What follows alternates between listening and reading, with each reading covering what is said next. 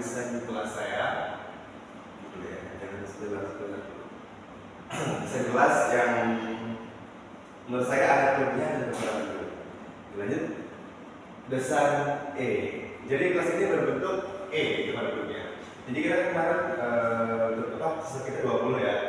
Jadi di yang paling atas itu adalah meja guru, dan sedangkan di kiri itu ada 2 meja dengan 4 siswa, di tengah di sana juga sama, dan di bagian E garis lurusnya kan gini tuh, nah 3 gini ya, tengahnya gitu kan. Nah di garis lurusnya itu ada 5, nah jadinya ada 10, jadi pas 20 siswa ya. Lanjut, dari kelebihan. Baik, adapun kelebihan dari desain kelas E ini itu adalah mendorong kolaborasi. Jadi siswa itu lebih mudah berdiskusi dan bekerja sama. Jadi dengan bentuknya seperti itu, maka akan lebih mudah jikalau contoh kita menggunakan bentuk U. Karena jaraknya itu berjauhan, jadi agak susah untuk menggunakan kolaborasi seperti kelompok kecil, bentuk yang berkumpul gitu loh. Yang kedua yang kita coba untuk belajar kooperatif, ya sudah saya jelaskan lagi tadi, seperti diskusi, project riset, dan role play. Lalu yang selanjutnya, guru mudah memantau, akses mudah ke semua kelompok siswa. Jadi karena dia tidak bertumpuk seperti depan sampai belakang lurus, garis lurus, karena dia berbentuk E, nah jadi lebih mudah untuk diawasi oleh guru. Lalu selanjutnya partisipasi aktif tinggi dan posisi duduk mendorong interaksi. Ini seperti yang sudah saya katakan. Lalu selanjutnya itu adalah kekurangan. Jadi kita sudah sebutin kelebihan, itu kita lanjut kekurangan. Kurang efektif untuk metode ceramah, karena tidak semua siswa menghadap ke guru dan papan tulis. Perlu diingat lagi karena saya secara ya, ini kan seperti E. Nah ini dan itu tengahnya, ada itu ujungnya. Nah, karena guru ceramah di sana, jadi guru itu harus kayak ke sini, kanan ke kiri gitu loh, karena dia luas, karena bentuknya bentuk E gitu kan. Yang kedua, rentan berisik atau percakapan relevan bisa terjadi, atau siswanya itu lebih mudah ngobrol. Lalu selanjutnya sulit evaluasi individu karena potensi yang lebih tinggi. Ini ada benarnya dan ada juga yang kayak 50-50 gitu loh. Ini bisa terjadi kalau misal guru pengawasnya atau guru yang mengawasi pada saat ujian itu tidak naik. Kalau cuma duduk aja, itu ya pasti akan terjadi guru atau tidak gimana akan terjadi. Yang selanjutnya tidak cocok untuk ruang sempit, butuh ruang gerak lebih luas. Ya seperti yang saya jelaskan tadi, kalau kita menggunakan metode ceramah dengan desain kelas E ini, itu kalau ruangnya sempit lebih baik jangan dipaksakan. Karena sempit itu kan kayak ya geraknya kurang bebas dan lainnya.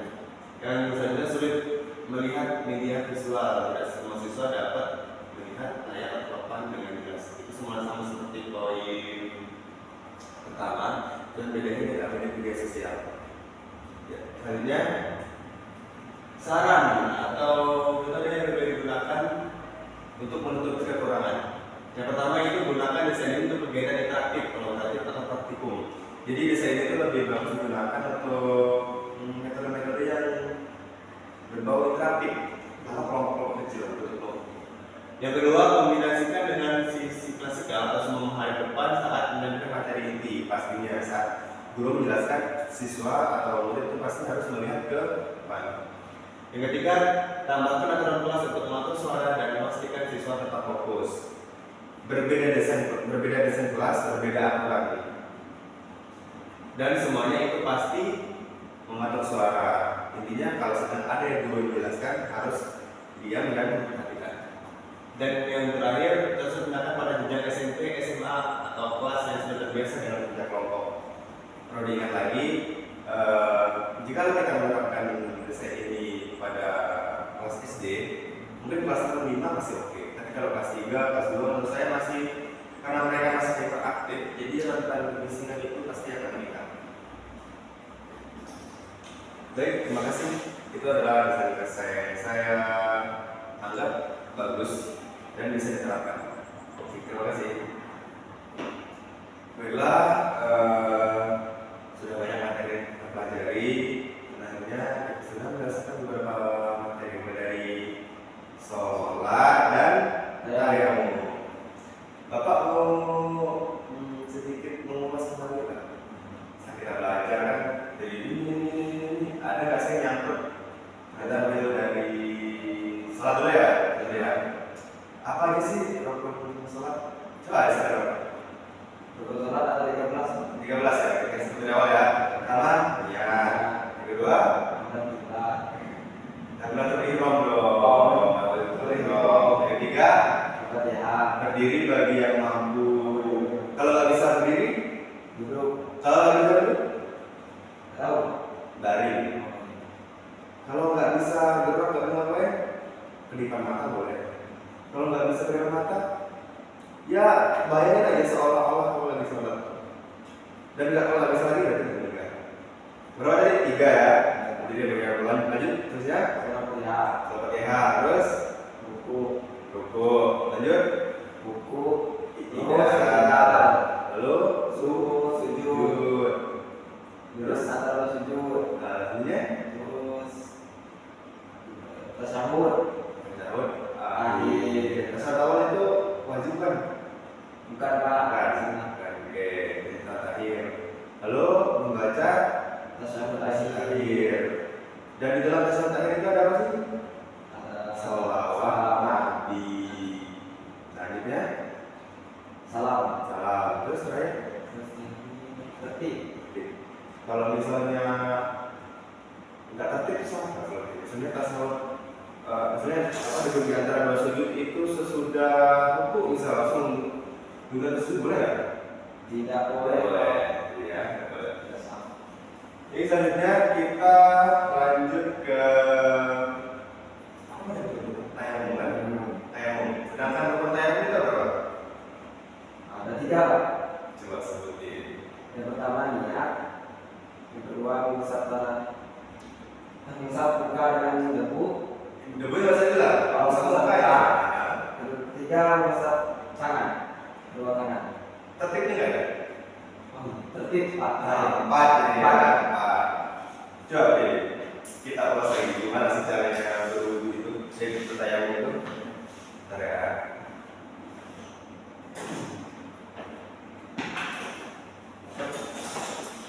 Ya, anggap aja di sini ada debu ya, karena sudah itu. Nah, jadi kita pertama seperti ini, kita letakkan, lalu kita tekuk begini dulu. Tujuannya apa? Jadi tayamum ini bukan pakai debu langsung di muka angkat gitu, itu beda lagi ceritanya. Nah, jadi ini biar debunya itu apa? Jatuh-jatuh. Oke, jadi kita ambil secukupnya, seminimal mungkin, ya. Lalu dari buka berapa? Dibuka. Ya, dibuka ya. Ini sekali aja, sekali tiga lagi. Sekali. Oh, sekali. Kalau 3 kali dan kubu semua apa ya? Nah, itu kita ambil dulu lagi, langsung kita apa namanya? Kita mengumpulkan debu gitu ya. Lalu ke tangan. Nah, jadi enggak. Jadi bagian tangan ini, jadi seperti ini ya. Ini kita tarik. Nah, ya. Lalu kalau kayak gini apa? Untuk sebelahnya itu jangan sampai putus. Jangan kayak gini, lalu diangkat. Nah, jangan. Jadi seperti ini, lalu dibelokkan seperti ini. Lalu sebelah lagi. Nah, ini jangan sampai terkena tangannya ini. Bagian telapak tangan yang kiri kan kita ambil dulu tadi. Nah, debu yang di sini tuh jangan sampai terkena tangan yang sebelah kanan. Ini seperti ini. Ini, nah, ini. Bukan kayak gini. Bukan kayak gini. Ini juga enggak ya. Jadi debu yang di sini hilang. Nah, jadi ya, ini kan sudah tadi. Nah, ini masih belum tersentuh kan? Nah, ini semakin dari ya, seperti itu. Baik, sudah? Baik, kita ulangi sekali lagi.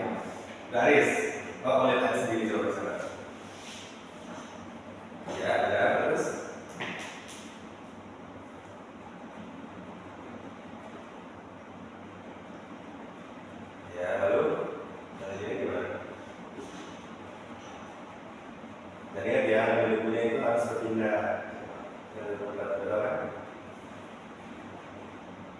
Ininya juga nggak kayak gitu, ini juga yang naik, ini bagian belakang kelapatan juga yang naik. Nah ini seperti itu ya, tarik, nah langsung ini putar. Nah ini, nah yang bagian ini jangan sampai kena tangannya. Udah, lepas nggak apa lepas, apa? Nah baru seterusnya naik sebelah kiri lagi. Ya, oke selesai. Nah jadi dari dulu langsung. Jadi inilah untuk spoiler materi kita selanjutnya, kita akan bahas tentang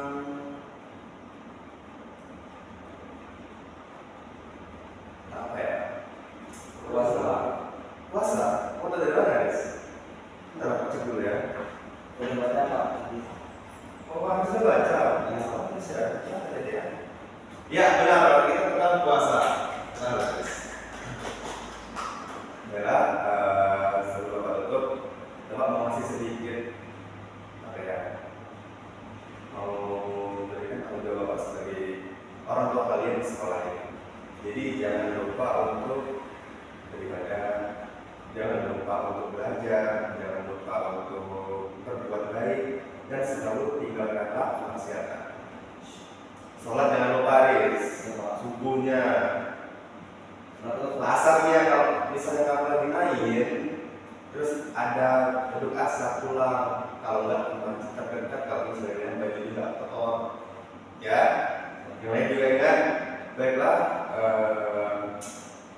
Bapak Tutup, kita ketemu di pertemuan selanjutnya minggu depan ya.